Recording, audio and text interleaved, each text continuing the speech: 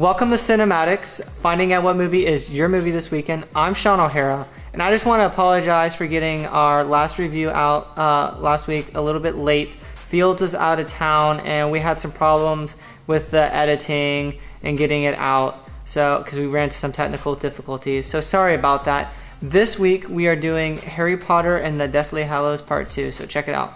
Do not pity the dead, Harry. Pity the living, and above all those who live without love. Let's finish this the way we started it. Together!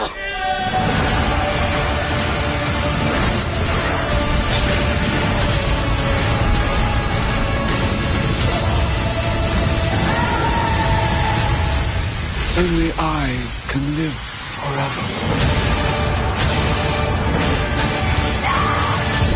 Alright, so Harry Potter and the Deathly Hallows Part 2, it's the grand finale, the climax of the whole entire series, and it was really good, especially since they have kept the original cast all the way from the first one to the last one, which really helps make a film like really good, and like people aren't like confused of who people are, and there's not too much change in the character, so the character gets to grow better. And the acting in it has gotten a lot better over the years. You know, 10 years ago they were starting out. This is the grand finale. I thought they did really good, especially for this one. It's always been great, but you can always tell that it's just gotten a little bit better and better throughout the years.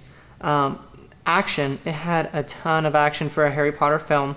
You know, not like, it's not going to be like Transformers action, but it was like a Lord of the Rings style kind of action. Not quite, but kind of the same feel.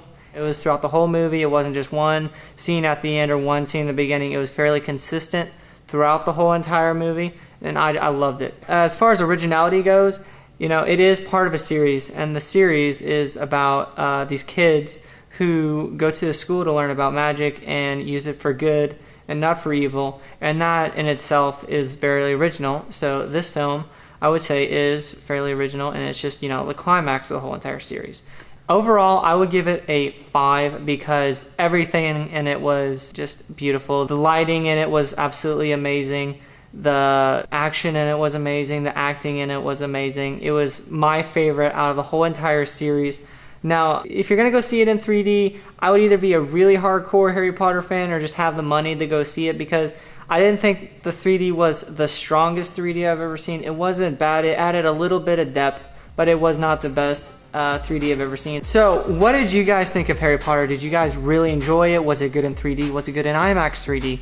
You know, did you guys think that it was really good for the last one? Tell us what you think, because I loved it, and we want to hear your feedback. Alright, so next week we will be doing Captain America, the First Avenger, and Winnie the Pooh. So check us out Friday at around noon, and y'all have a great weekend.